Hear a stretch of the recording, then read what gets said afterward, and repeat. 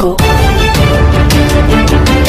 ବର୍ତ୍ତମାନ ବଡ଼ ଖବର ଯାହାକି ସୁନା ପ୍ରେମୀଙ୍କ ପାଇଁ ଆସୁଛି ପୁଣି ଏକ ବଡ଼ ଖୁସି ଖବର। ଅଚାନକ ପୁଣି 5,000 ଟଙ୍କାରୁ ଅଧିକ କମିଗଲା ସୁନା ଦର। ତେବେ 3 ଦିନରେ ଭରି ପିଛା 5,000 ଟଙ୍କା କମିଲା ସୁନା ଦର। ରୂପା ଦରରେ ବି ଆସିଲା ସୁଧାର।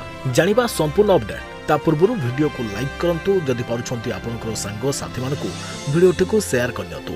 ଯଦି ଫ୍ରେଣ୍ଡସ୍ ଆପଣମାନେ ଆମର ଏହି ଚ୍ୟାନେଲରେ ନୂଆ ଏହି ଭିଡ଼ିଓ ଦେଖୁଛନ୍ତି, ପୂର୍ବରୁ କେବେ ବି ସବସ୍କ୍ରାଇବ୍ କରୁନାହାନ୍ତି, ତେବେ ନିହାତି ଚ୍ୟାନେଲକୁ ସବସ୍କ୍ରାଇବ୍ କରିବା ସହିତ ପାଖରେ ଆସୁଥିବା ବେଲ୍ ଆଇକନ୍କୁ ବଜାୟ ରଖିଥାନ୍ତୁ।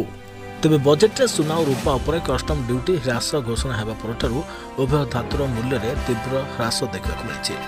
ଆଜି ବୁଲିୟନ ବଜାରରେ ସୁନା ଉପରେ 1,000 ଟଙ୍କାର ହ୍ରାସ ଘଟିଥିବା ବେଳେ ଏହା 10 ଗ୍ରାମ ପିଛା 70,650 ଟଙ୍କାକୁ ହ୍ରାସ ପାଇଛି।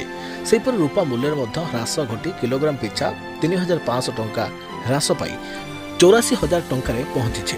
ତେବେ ଜୁଲାଇ 23, 2024ରେ ବଜେଟ୍ ଉପସ୍ଥାପନ କରିବା ସମୟରେ ଅର୍ଥମନ୍ତ୍ରୀ ନିର୍ମଳା ସୀତାରମଣ ସୁନା ଉପରେ ସୀମା ଶୁଳ୍କ ହ୍ରାସ କରିବାକୁ ଘୋଷଣା କରିଥିଲେ। 3 ଦିନ ମଧ୍ୟରେ 10 ଗ୍ରାମ ସୁନା ମୂଲ୍ୟରେ 5,000 ଟଙ୍କାର ହ୍ରାସ ଘଟିଛି। ସେହିପରି ଜୁଲାଇ 22ରେ ସୁନା 10 ଗ୍ରାମ ପିଛା 75,650 ଟଙ୍କାରେ ବନ୍ଦ ହୋଇଥିଲା। 3 ଦିନ ମଧ୍ୟରେ ସୁନା ଦରରେ 6.60% ହ୍ରାସ ଘଟିଛି। ତେବେ ରୂପା ବିଷୟରେ କହିବାକୁ ଗଲେ ରୂପା ମୂଲ୍ୟ କିଲୋଗ୍ରାମ ପିଛା 91,000 ଟଙ୍କାରୁ ହ୍ରାସ ପାଇ 84,000 ଟଙ୍କାରେ ପହଞ୍ଚିଛି। ଅର୍ଥାତ୍ 2-3 ଦିନରେ ରୂପା ମୂଲ୍ୟ କିଲୋଗ୍ରାମ ପିଛା 7,000 ଟଙ୍କା ବା 7.70% ହ୍ରାସ ପାଇଛି। କଷ୍ଟମ ଡ୍ୟୁଟି ହ୍ରାସ ପରେ ସୁନା ଓ ରୂପା ଦର ସମାନ ଢଙ୍ଗରେ ହ୍ରାସ ପାଇବାରେ ଲାଗିଥିଲା। କିନ୍ତୁ ଏବେ ବିଦେଶୀ ବଜାରରେ ମଧ୍ୟ ସୁନା ଦର ହ୍ରାସ ପାଇଛି, ଯାହା ଦ୍ୱିଗୁଣିତ ଝଟକା ସୃଷ୍ଟି କରିଛି। ସେହିପରି ଅନ୍ତର୍ଜାତୀୟ ବଜାର କମେକ୍ସରେ ସୁନା ଆଉନ୍ସ ପିଛା $42.20 ହ୍ରାସ ପାଇ ଆଉନ୍ସ ପିଛା $2,421.80 କାରବାର କରୁଛି।